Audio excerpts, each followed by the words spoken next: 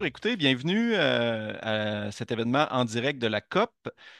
Donc, ça nous fait plaisir de vous recevoir aujourd'hui et surtout de parler en direct avec Marie-Pierre Trépanier et Sarah Lajeunesse. Je vais vous les présenter tout à l'heure plus en détail. Donc, elles sont en direct de Bakou. Donc, je vais simplement vous donner un petit contexte au départ.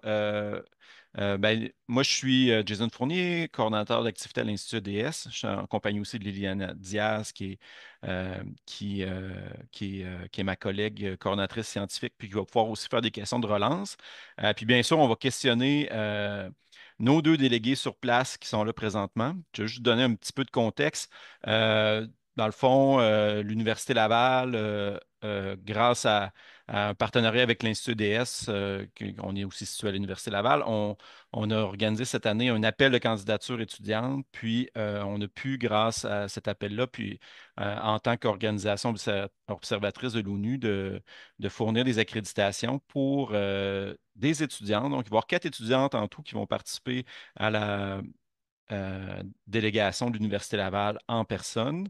Euh, Comme membre de la délégation sur place, il y aura aussi comme chef de la délégation M. François Gélineau, qui est vice-recteur au vice-rectorat aux affaires internationales et au développement durable. Et on a aussi des délégués en ligne. Donc, notamment notre directeur Stéphane Roche, directeur de l'Institut, qui a participé l'année dernière en personne, qui est maintenant en ligne, et Géraud de la SUS Saint-Geniès, qui est professeur en droit, qui a participé à plusieurs COP dans le passé, puis d'ailleurs qui a aidé les participantes sur place là, à se préparer mentalement à ce qu'elle allait vivre à Bakou, parce que c'est toute une expérience. Voilà, je remercie aussi cet événement-là. C'est un partenariat avec une collaboration entre l'Institut DS, bien sûr, mais avec le réseau UNICE, qui est le réseau qui forme des leaders climatiques de demain. Donc, c'est plus de 1700 membres dans, je pense, mon collègue Christian va me le dire, peut-être 60 ou 70 pays à peu près, hein? Il me fait le pouce, donc excellent. Euh, donc voilà, il y a des membres Ah, j'oubliais aussi dans la délégation, il y a aussi 5 étudiants, étudiantes de l'Université Laval. Puis tous les étudiants qui sont membres de la délégation sont démarqués par la qualité des dossiers qu'ils ont déposés à l'appel de candidature. Donc, je pense qu'il y en a certains d'entre eux qui sont là ici, puis qui, eux, peuvent suivre les négociations ou certains événements plus en ligne. Voilà, écoutez, on va passer au vif du sujet. Marie-Pierre Trépanier est doctorante en génie mécanique à la Faculté des sciences et de génie de l'Université Laval. Et Sarah Lajeunesse est doctorante en études internationales à l'École supérieure d'études internationales de l'Université Laval. Les deux terminent la première, leur participation, en fait, ils vont revenir sous peu au Québec. Donc, elle participait davantage à la première semaine. Là, il faut voir que nous, il est midi. Mais pour elle, à Bakou, il est 21 heures et ils ont eu une semaine très chargée, mais on les remercie bien sûr d'être avec nous. Écoutez, tout simplement, j'aimerais ça savoir un peu. On entend souvent que la COP, c'est pour des gens qui ne sont jamais allés, c'est votre cas, c'est la première fois que vous allez à la COP sur place, que c'est un peu déroutant au début, il y a beaucoup de gens, donc on aimerait ça vous entendre un peu sur votre expérience là, de la première journée. Donc, je ne sais pas s'il y en a une de vous deux qui aimerait se lancer. Oui, Marie-Pierre. OK, ben, je vais pas te me lancer. Mais oui, c'est quand même, c'est vraiment un gros événement, là. Pour vrai, c'est impressionnant, surtout quand ça arrive. Nous, on s'était fait dire, il y a des longues files, il va y avoir beaucoup de monde, avoir vos accréditations, ça va être compliqué. Fait que, mettons, moi, la première journée, je suis arrivée super tôt, finalement, il y avait personne, je réussis à avoir ma carte, tout va bien. Mais j'étais comme, OK, ça part pas pire. Puis là, tranquillement, au fil de la matinée avancée, il y avait de plus en plus de monde. Puis là, il y avait l'ouverture, que c'est vraiment le président de la COP de l'année dernière, le président de la COP de cette année qui parlait, puis il ouvrait vraiment la séance de négociation.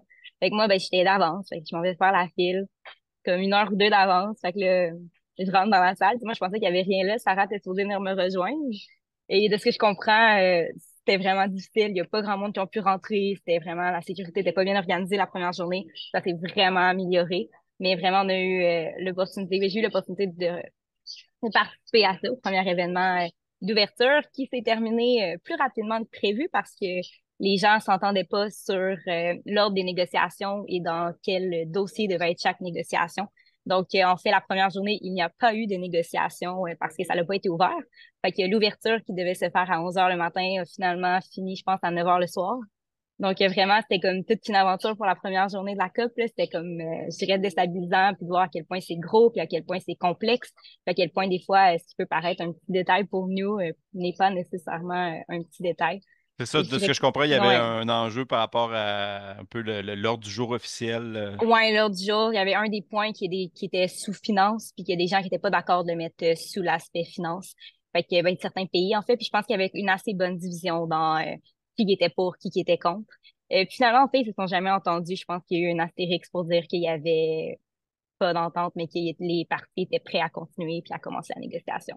Fait que je dirais que moi, mettons mon point de vue, ma première impression de la COP, c'était un peu ça, fait que c'était beaucoup de monde. Moi, j'aime ça dire que c'est un festival d'été. Ma journée longue, à la semaine longue, il y a du monde partout. Ça court à droite, ça court à gauche. Du monde qui dorment par terre parce qu'ils sont fatigués. Il y a du monde qui sont en négociation importante. C'est vraiment, c'est quelque chose d'autre, mais c'est vraiment motivant. Pour vrai, Hmm. c'est impressionnant. Sarah, de ton côté, comment a été la première journée, Ben, difficile. l'arrivée? Je pense que tu es arrivé pendant la nuit, n'est-ce pas? Oui, 3h30 du matin, donc j'ai dormi un tout petit peu plus que Marie-Pierre en me disant c'est pas trop grave, je vais être à temps. Mais malheureusement, j'ai fait partie des milliers de personnes qui n'ont pas pu rentrer dans la salle. Donc, ben, c'est pas plus grave que ça. Je suis allée voir autre chose pendant ce temps-là. Mais disons, la première journée, c'était un peu désorganisé, en effet. Mais par la suite, ça s'est vraiment amélioré au cours de la semaine. Mais il y a quand même des milliers de bénévoles. Ils ont mobilisé énormément de jeunes pour l'événement. Donc ça, c'est quand même vraiment bien aussi.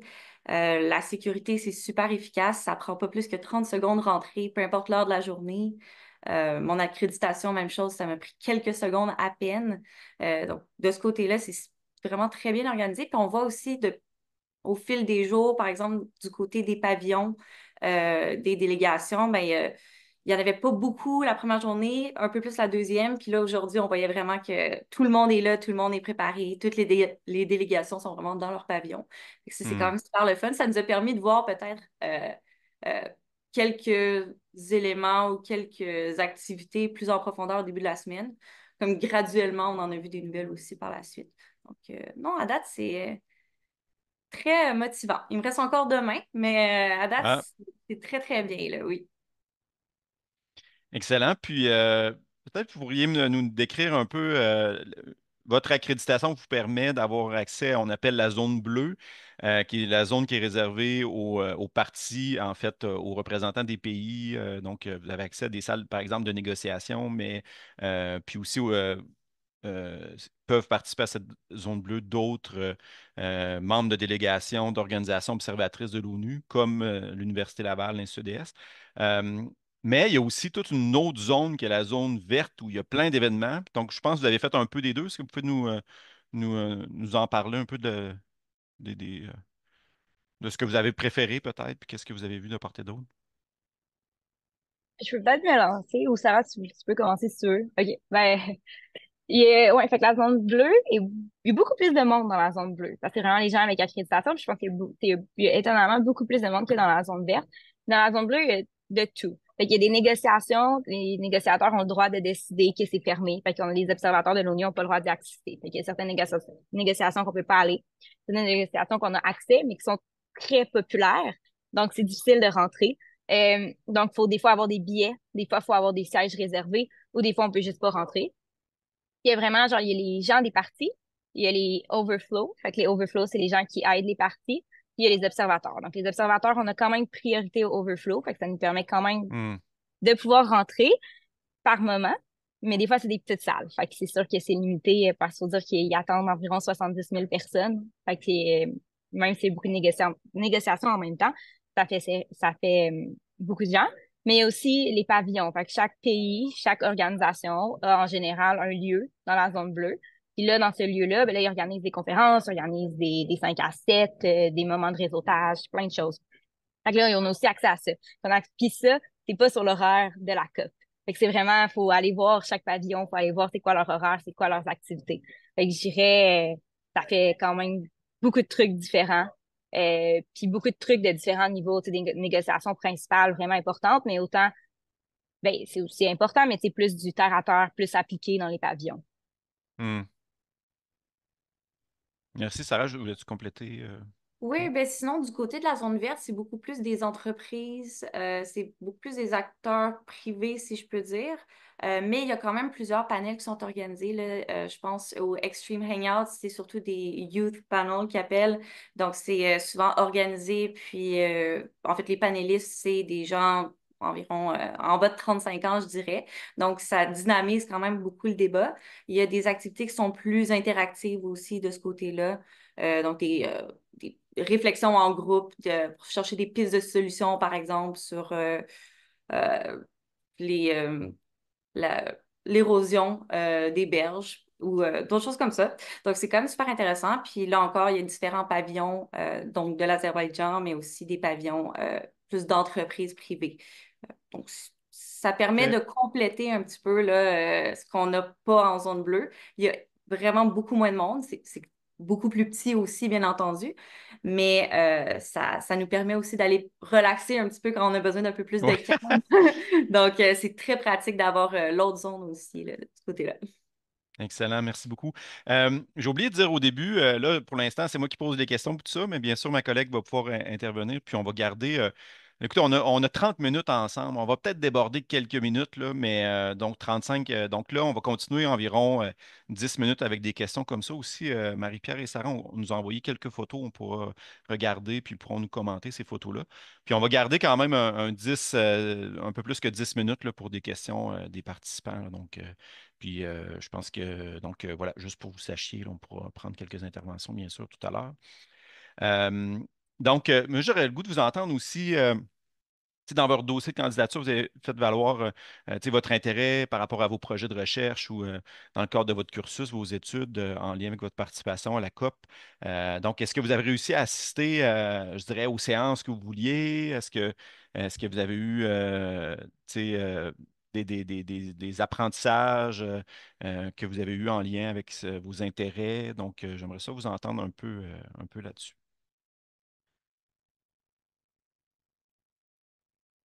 Je peux y aller, ça ne me dérange pas. Oui. Donc, en fait, je fais un doctorat sur la migration climatique, les déplacés climatiques et tout ce qui entoure les narratifs, donc d'un point de vue juridique, politique, médiatique et populaire. Donc, c'est sûr que ben, de mon côté, c'est pas vraiment le thème spécifique de cette année. Par contre, ben, il y a énormément d'événements qui sont en lien avec le déplacement climatique.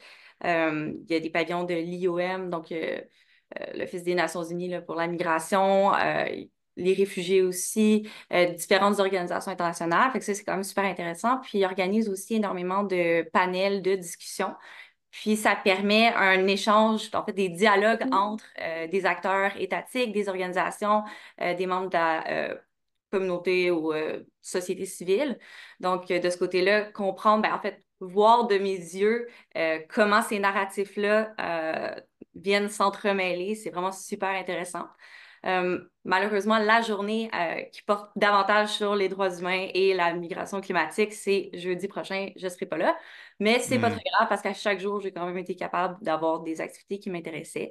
Donc, certaines journées, il y a environ 25 panels ou 25 activités qui m'intéressent en même temps. Puis d'autres journées, ben, finalement, comme aujourd'hui, j'ai fini par aller rejoindre Marie-Pierre pour un sujet que je connaissais pas du tout, mais ça demeure quand même super intéressant. Puis ça permet aussi de comprendre comment les autres aspects là, des changements climatiques peuvent impacter mon sujet de doctorat aussi. Donc, de ce côté-là, c'est super intéressant. Merci beaucoup, Marie-Pierre. Oui, je souhaite me lancer. Moi, je fais un doctorat en génie mécanique, puis je travaille particulièrement sur la transition énergétique, puis sur l'efficacité énergétique. Donc, je travaille vraiment sur l'efficacité énergétique des bâtiments. Puis j'essaie de considérer aussi les personnes vulnérables. Fait que ça, c'était quelque chose que je voulais voir à la COP. Est-ce qu'on considérait vraiment les gens qui sont plus vulnérables justement à la transition énergétique et dans le futur avec les changements climatiques, comment ça va se traduire pour eux? Fait que c'est sûr que c'est des sujets que j'ai pu assister. Euh, C'était peut-être un petit peu moins appliqué dans certains cas que ce que je pensais. C'était plus des discussions générales. En même temps, je trouvais ça très intéressant parce que je pouvais savoir un peu les objectifs. Donc, ils ont souvent les pays les objectifs de tripler les énergies renouvelables et doubler l'efficacité énergétique. Fait que je trouve que c'est un peu là, en tant que chercheur, de voir comment qu'on peut arriver à ces solutions-là parce que des fois, même en questionnant un petit peu, je dirais, les conférenciers, ils n'ont pas toujours un plan de match concret de comment ils vont se rendre. Ils ont des idées globales, ils ont des objectifs, ils ont des principaux, mais des fois, ça s'arrête là. Fait que c'est un peu intéressant aussi, j'ai aimé ça de voir l'aspect, je dirais, le travail à faire entre la recherche puis les idées, puis vraiment les appliquer en politique. Puis justement, j'ai assisté à une conférence en après-midi qui était là-dessus, vraiment des organismes qui, eux, essaient de faire le pont entre les deux. Ça aussi, c'est quelque chose d'autre que j'ai trouvé intéressant parce que ça montre je dirais, l'importance de chacune des étapes aussi pour que ça soit vraiment appliqué. Fait que ça, c'est sûr que ça, j'ai aimé ça. J'ai aimé de voir la, comment ça marche en général, je pense. Ça va m'aider aussi à savoir comment aligner, savoir comment présenter mes projets vraiment pour que ça s'applique plus dirais, dans la vraie vie. Puis le réseautage aussi, surtout au pavillon du Canada, je trouvais que c'est un petit peu plus facile des fois de réseauter avec d'autres étudiants ou Hmm. d'autres gens du gouvernement qui travaillent dans mes sujets. Fait que ça, j'ai bien apprécié. Oui, c'est ça, on en parle beaucoup hein, de cette valeur ajoutée de participer à la COP pour les occasions de réseautage, puis de connecter avec des gens qui partagent les mêmes intérêts. Euh, J'aurais le goût de montrer peut-être quelques photos que vous nous avez envoyées. Ouais, Ça serait peut-être un bon moment.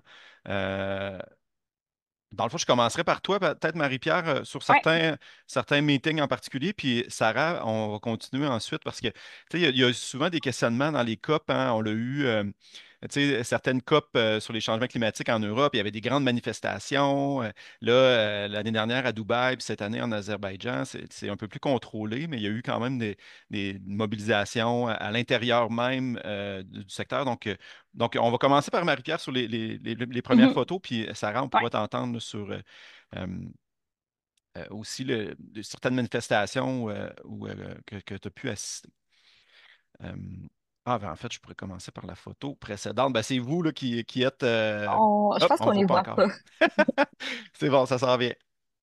Oui, mais ça, c'est une photo de nous à la COP. En fait, c'était, je pense, la deuxième ou troisième journée.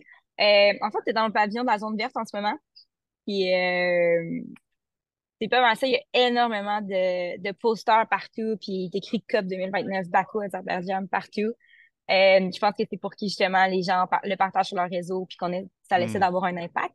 Mais ça fait un peu drôle aussi du point de vue environnemental parce que tu te dis, ils peuvent rien réutiliser de tout ça. Fait que c'est un peu une réflexion aussi que j'avais avec Ouais. Sarah cette semaine. Mais, ouais, je pense que c'est vraiment Ouais, ouais, ça l'aspect doit être là. confrontant, hein, beaucoup d'éléments Ouais. qui doivent être confrontants. Là. C'est Ouais, ben, tu sais, gros, juste hein, tout le monde puis ouais. tu sais, tout le monde se déplace ici, tout le monde consomme. Fait que c'est sûr, c'est un peu Mhm. confrontant, mais je pense que ça motive, ça l'inspire, puis ça met aussi, je pense pour la population en général, là, ça permet de mettre des choses dans les médias, puis Ouais, c'est de sûr qu'on parler en des changements parle. climatiques. Ouais. Ça, c'était une photo la première journée. C'était un meeting pour les jeunes, en fait, justement. Ça, c'était le fun. C'était pour les jeunes, que c'était leur première COP.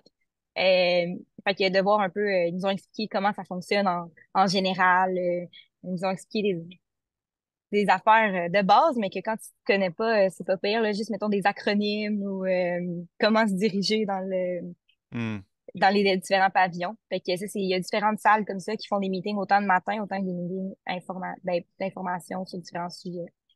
Hmm. Donc, c'est le fun Ouais, de ça. commencer par ça. Ouais. Une petite introduction. Ouais, ouais, vraiment. Ça, c'est deux photos, je dirais, complètement à l'extrême. Fait que à gauche, c'est la photo de la grande salle le premier matin. Tu sais, quand je vous contais que j'étais arrivée dans les premières, ben, vous pouvez voir, c'est assez vide. Fait que ça, c'était la salle qui avait vraiment les mots d'ouverture, puis que c'était comme la salle principale. C'est une des grandes, grandes salles de conférence qu'il y a. Puis après ça, Donc, à droite, c'est quoi? Ouais. ouais, ben, dans le fond, les acronymes ici, dans le fond, ça, c'est réservé, j'imagine, plus Ouais. aux partis. Puis vous, vous êtes, Ouais, il y a des sièges à l'arrière qui vous permettent en tant ouais, chaque qu'observateur. partie puis chaque pays a soit un ou deux sièges dépendants. Puis même en arrière de eux, ils ont des chaises aussi disponibles si jamais ils ont des gens qui les accompagnent pour les aider dans les négociations. Puis après Hmm. ça, à l'arrière, il y a quelques rangées de sièges. Il n'y en a pas tant que ça pour les observateurs comme nous. Fait que c'est vraiment pour ça qu'il n'y avait pas beaucoup de place pour les observateurs, je pense, puis que ça s'est un petit peu battu, je dirais, le premier matin pour Hmm. rentrer. Euh, Sinon, la photo de droite, ben, c'est complètement à l'inverse. C'est dans le pavillon du Canada. Fait que c'est une salle pour peut-être, mettons, 30 personnes maximum. Puis c'est vraiment des aspects qui touchent plus au Canada. Mais même si ça touche plus au Canada, il y a énormément de gens de partout à travers le monde qui viennent faire des conférences Fait que c'est vraiment intéressant d'avoir les opinions, comment ça s'applique au Canada, mais avec des gens qui ont des expériences d'ailleurs. Fait que c'est comme l'inverse, une petite salle plus conviviale, puis l'autre, c'est vraiment les trucs plus officiels, plus gros. Super. Puis d'ailleurs, j'en profite pour faire une petite parenthèse que notre vice-recteur, M. Gélineau, qui est chef de la délégation, organise un événement la semaine prochaine, le 18, là, qui va porter sur le rôle des universités là, en lien avec l'action climatique. Donc, ça va avoir lieu au Pavillon du Canada. Je pense qu'il restait. Ah, donc je passerai à Sarah pour. Je ne sais pas si c'est dans le bon ordre au niveau des photos, là, mais. Probablement pas, mais c'est pas très grave dans le sens que ben, il y a des manifestations à tous les jours à l'intérieur de la zone bleue, donc en zone protégée, si je peux dire. Donc, il y a plusieurs thématiques, comme aujourd'hui, par exemple, c'était en lien avec une demande de cesser le feu dans le conflit israélo-palestinien. Puis, une demande aussi d'arrêter de fournir en pétrole Israël parce que l'Azerbaïdjan fournit plus de 50% du pétrole à Israël. Donc, c'est une manifestation qui est assez, disons, elle serait interdite de façon générale dans le pays. Donc, c'est quand même intéressant de pouvoir Hmm. voir ça. Euh, donc, ça dure environ une quinzaine, vingtaine de minutes, dépendant. Il y a énormément de monde qui se met autour, qui filment, qui prennent des photos. Puis, ça passe à la suivante, là. C'est pas mal sans arrêt dans les corridors. Donc, Donc, ici, oui. celle-ci, c'était aussi en lien avec le gaz naturel, donc un peu la même thématique.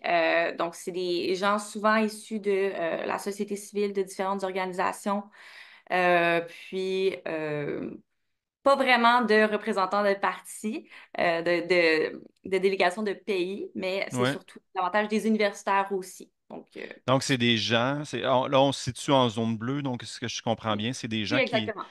qui sont au même titre que vous, un peu représentants d'organisations observatrices Exactement. Donc, qui se mobilisent pour manifester ou pour puis faire valoir leur. n'importe qui peut se joindre à eux, là. Il y a vraiment, c'est ouvert à tous, mais souvent c'est un petit groupe qui organise ça ensemble. OK. Il Donc y avait peut-être. ici, c'est notre visite de Theo James, cet acteur anglais. Donc j'ai passé devant, je crois que c'était au pavillon des États-Unis. Donc il fait donner une petite conférence à ce moment-là. Donc il y a quand même il n'y a pas uniquement des diplomates ou des représentants d'organisations ou universitaires. Il y a aussi des acteurs, des personnalités connues. Ouais, on nous avait dit aussi que c'est pas rare de croiser Arnold Schwarzenegger ou Mais je Leonardo ne l'ai pas encore DiCaprio. vu, mais demain peut-être. Peut-être. Ouais, c'est sûr qu'il y a aussi toute la. On n'en a pas parlé trop là, pour expliquer aux gens, mais la première semaine, ben, je dirais le blitz final de négociation, c'est du 18 au 22, donc plus dans la deuxième semaine. Ouais, Puis là, c'est à ce exactement. moment-là que des fois, un peu plus les chefs d'État vont être un peu plus présents. Donc, ça peut avoir une influence aussi sur le. Mais on voit les- quand même plusieurs personnalités là, qui se promènent en groupe de 5-6, qui sont filmés en avant, en arrière, en train de marcher dans les corridors. Je ne sais pas nécessairement c'est qui, mais il y a plusieurs personnalités, là, je peux dire, Hmm. importantes, là. Cette manifestation-là, je ne m'en souviens pas exactement. Mais ça m'amène peut-être un autre exemple. Oui. J'ai pas la photo sur moi en ce moment, mais avec moi, mais il y avait des bonhomme gonflable en ours polaire, par exemple, je crois que c'était mercredi, pour dénoncer là, la perte de l'habitat naturel des ours polaires, montrer l'urgence de la situation. Donc, il y a Hmm. vraiment de tout là, du côté de ces manifestations-là aussi. Mais ça OK. rend les corridors très dynamiques. C'est pour ça qu'il y a énormément de gens qui dorment par terre, qui sont installés un petit peu partout, parce qu'il y a beaucoup des espaces qui sont pris pour ce type Hmm. d'événements-là, dans les OK. espaces communs. Hmm.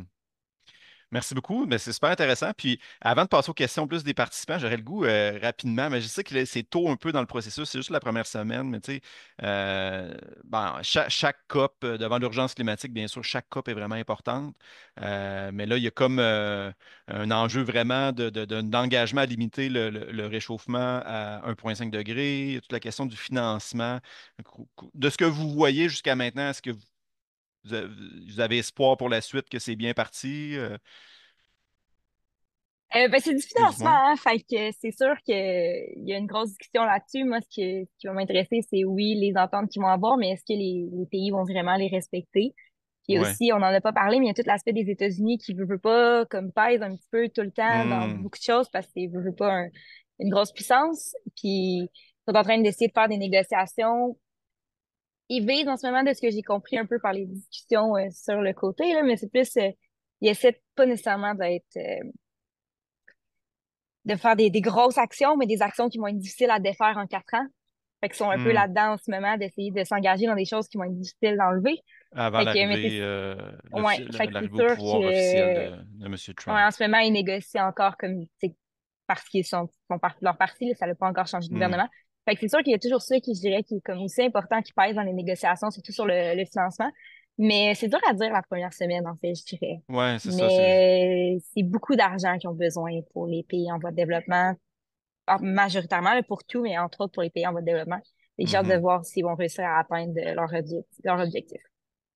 C'est toujours cette fameuse iniquité entre les pays plus occidentaux responsables d'une grande, grande majorité des gaz à effet de serre qui sont responsables des changements climatiques versus des pays qui ont peut-être moins de grandes capacités d'adaptation pour financer les mesures.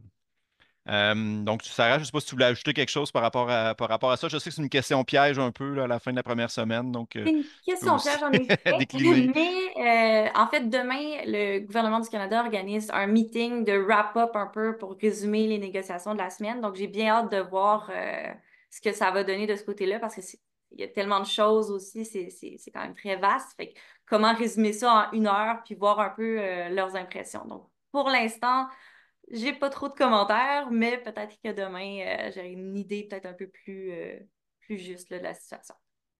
Parfait. Puis de toute façon, on va avoir l'occasion. On a une deuxième activité du même type qui va réunir en direct deux autres délégués qui sont plus là pour la deuxième semaine. Bien sûr, vous allez être les bienvenus, puis on pourra discuter un peu de ça. Donc, écoutez, là, dans le fond, j'inviterais, il nous reste, je dirais, un 10 minutes. Là, on pourrait prendre un 10 minutes. Là, je vois Camille Martini, d'ailleurs, qui a participé à une table ronde retour sur la COP l'année dernière, qui était sur place, qui est membre du réseau UNICE. Donc, j'imagine que vous avez une question pour nous. Donc, dans le fond, on va prendre un 10 minutes pour des questions, échanges plus informels. Là. Donc, Il y avait une Camille, question dans le si vous chat voulez. aussi de Cathy Laframboise. Ah oui. Oui, je ne veux pas préjuger là. Bonjour, bonjour tout le monde. Je ne veux pas sauter l'ordre des questions, donc Ben, en si fait, vous on va avez... prendre effectivement Cathy Laframboise, qui est. Puis, si jamais, Cathy, tu veux ouvrir ta caméra. Cathy est d'ailleurs membre de la délégation. Elle participe en ligne à la COP. Donc, elle pose la question, est-ce que la zone verte est plus dédiée au contexte national de l'Azerbaïdjan? Définitivement. En fait, ben, il y a des compagnies internationales, là, mais il y a beaucoup, beaucoup de compagnies plus locales. Il y a aussi, je dirais, il y en a un petit peu partout, là, mais dans la zone verte, c'est beaucoup de greenwashing quand même, là. Fait que c'est quelque chose aussi de voir. Pétrolière, c'est du gaz naturel, ouais, Ouais. des Fait que entreprises. c'est ça. Ils montrent leur côté vert, mais c'est pas nécessairement des entreprises qui sont vertes de base. Fait que c'est sûr que ça aussi, ça joue. Fait que je dirais que c'est plus ça, la zone verte. Hmm. Mais il y a aussi Mais un quand gros même, pavillon ouais. Azerbaïdjan là, qui est intéressant avec des activités pour apprendre à connaître la culture du pays aussi, un peu Ouais. vendre le pays, là, pas uniquement Ouais. les pétrolières, Mais, mais ouais. mais c'est plus axé, je dirais, ouais, en effet, sur le pays un petit peu plus. Il y a des Il trucs La internationaux il y aussi, là, avait, mais mais la région un peu, la Géorgie, un peu plus de hmm. Turquie aussi. Euh, OK. Il y avait eu des critiques aussi hein, l'année dernière, la place qui avait été faite à certaines compagnies à Dubaï, dans un pays producteur de pétrole. Là. Donc, ben merci. Puis Cathy, elle n'arrivait pas à Merci. ouvrir la caméra, là, mais donc on Oui, la salue c'est bien ça. sûr. Mais est-ce Merci que pour la vous question. m'entendez? On vous entend? ouais. Oui, Ah, OK, c'est bon. Ben, merci beaucoup. merci. Puis, ben, j'avais peut-être une petite question, Cathy, si tu peux me permettre, participation en ligne, as-tu réussi quand même est-ce que vous avez réussi à participer, à avoir certaines séances, certaines négociations? Oui, oui, j'ai écouté quand même plusieurs, là. C'est juste que ce qui est difficile, c'est le décalage horaire, là. Fait que, tu sais, comme si tu Hmm. veux assister au début, faut que tu attendes qu'il soit minuit. Fait que ça, OK, c'est fatigant oui. un peu, là. Ouais. Mais non, j'en ai écouté beaucoup. Puis aussi, j'ai comme compris après 3 jours que il y a certaines séances que tu peux faire traduire en français en même temps. OK. Mais pas toutes, parce qu'il y en a. tu as le choix, comme anglais, français, espagnol, russe, tout ça. Puis il y a floor, où ce que c'est la langue directe qui est sur le plancher, fait que tu peux pas le changer. OK. Mais il y en a des très intéressantes que j'ai réussi à changer. Puis si Hmm. tu fermes ta caméra, ben, je veux dire, si tu fermes le meeting qui est en train de se faire, ben, quand la journée est passée, ben, tu peux plus retourner. Fait que moi, je les ai toutes laissées ouvertes sur mon ordi, OK. là. Ouais. C'est Fait bon que je parce peux que retourner. au bénéfice des participants, ben, on a eu un peu l'année dernière aussi des gens qui avaient des accréditations en ligne, mais on essaie de voir aussi à quel point c'est possible à distance de participer, d'avoir accès aux salles de négociation, parce que théoriquement, les personnes en ligne ont les mêmes droits et accès, mais en pratique, des fois, dans certaines négociations, il peut y avoir certains meetings qui ne sont pas offerts. Mais Donc, aussi, il faut voir parce que des fois, c'est écrit personne ne peut regarder. Puis quand tu cliques dessus, ben moi, ça m'a surpris, j'ai été capable de le faire, même si c'est écrit personne hmm, ne peut regarder. Mais c'est pas tout le temps, là. Fait que j'y rouvre pareil au cas où que ça soit c'est bon. possible. Ben, Ouais. merci beaucoup, Cathy. Puis, ben, j'en profite pour dire il va y avoir aussi un article là, qui va être produit, notamment sur la participation des gens en ligne là, pour témoigner. Donc, vous allez avoir l'information là-dessus. Camille Martini, donc, a participé à la COP l'année dernière, qui était un des panélistes de la table ronde Retour sur la COP. Donc, vas-y, Camille, on t'écoute. Oui, merci. Je voulais lever la main tout à l'heure et puis j'ai applaudi, je crois. Donc je réapplaudis. C'est vraiment un plaisir de vous écouter. Puis j'ai hâte de vous entendre. J'ai vu que vous refaisiez un peu la même table ronde après la COP. Donc Ouais. ce sera sympa. Puis je salue Sarah. Je crois qu'on a un colloque la semaine prochaine ensemble en plus. Donc remets-toi vite du décalage horaire et, et ravi de te rencontrer, Marie-Pierre. Mais je suis vraiment heureux que l'Institut EDS et l'Université Laval permettent à des étudiants d'aller à la COP comme ça parce que moi j'avais vraiment appris énormément de mon expérience l'année dernière. Je pense qu'il y a vraiment quelque chose autour des négociations et au COP qui est vraiment très difficile d'appréhender quand on n'est pas sur place. Donc, ouais, je ne sais pas dans l'audience s'il y a des personnes qui hésitent ou qui se demandent si l'impact carbone et où le coût d'y aller vaut la peine, mais c'est vraiment, je pense, une expérience assez unique. J'avais peut-être une question pour vous deux. Je suis moins à la COP cette année parce que les négociations sont moins dans mon champ d'études, mais je me demandais, il y a comme comment dire, une appréhension négative ou un avis que de toute manière cette COP allait servir à rien ou était vouée à l'échec ou quelque chose comme ça. En tout cas, dans les médias, on a un peu ce poids de à quoi ça sert et puis on en a marre que ce soit dans les dictatures. Est-ce que c'est quelque chose que vous ressentez au quotidien dans les événements, cette espèce de poids un peu de oh, à quoi bon? Parce qu'on l'a vraiment de l'extérieur, en tout cas de mon point de vue. J'imagine que quand on est dans la bulle des négociations, on le ressent moins, mais est-ce que c'est quand même quelque chose qui est à l'agenda parmi les acteurs? C'était quelque chose que je me demandais. Et puis, sinon, bonne suite et bon retour. En tout cas, c'était un plaisir de vous rencontrer. Merci, Euh, Camille. Moi, je dirais que ça dépend, parce que c'est sûr qu'en effet, on est comme dans une bulle, là, tu sais, fait que puis encore, mettons, dans les pavillons des différentes délégations, pas du tout. Dans les négociations principales, peut-être un peu. Je sais qu'il y avait aussi beaucoup de craintes par rapport au leadership de la présidence, qu'il y avait peut-être pas avoir le leadership nécessaire pour faire bouger les choses. Est-ce qu'il l'a ou non, je sais pas. Je pense que c'est peut-être moins pire que ce que les gens pensaient. Je pense que le pays s'est quand même plus mobilisé que ce que les gens pensaient. Mais en effet, sur certaines négociations, je pense que comme la finance, c'est un des aspects les plus importants pour qu'il y ait vraiment du changement. Puis je pense que tout le monde le sait, mais je pense qu'il y a aussi un aspect très difficile à ce que les pays donnent vraiment ce qu'ils devraient donner pour le climat. Fait que oui, il y a toujours un petit peu, ben, dur à dire, mais je pense que les gens se demandent un peu comment ça va finir, comment les négociations vont terminer, là, mais on n'est pas encore tôt, je pense. Je pense qu'on Merci, oui, le Sarah. ressent. Je pense qu'on le ressent aussi du côté de la population même. On en discutait avec Marie-Pierre justement hier. La population était pas du tout enchantée à l'idée que la COP vienne ici. C'est pas quelque chose qui est considéré comme étant important. Donc, il y a eu un gros travail qui a été fait pour intégrer le plus possible les jeunes, notamment, là, qui sont des milliers de bénévoles. Mais je pense que juste ça, c'est quand même c'est palpable, disons. On n'est pas certain, là. On est dans une bulle, mais la bulle n'est pas si Mm. isolée, disons, là. Pour vrai, j'ai l'impression que tous les étudiants du secondaire possible du pays sont ici. Pour vrai, puis ils ont tous le même petit kit, là, c'est adorable. Ils ont le chandail, le polo, le manteau de pluie, le sac à dos, ils ont tout, là, tout la même couleur, fait que tu reconnais facilement. Mais honnêtement, c'est vraiment jeune, les bénévoles, mais c'est motivant aussi, je trouve, je pense, pour les négociateurs de voir que quand même le youth se te mobilise. Oui, la jeunesse est là, Mhm. effectivement.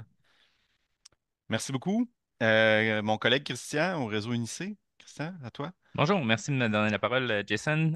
Comme tu l'as dit, moi, je travaille pour le réseau Unicé à la programmation. Fait que, je suis content de voir des étudiants et étudiantes sur place.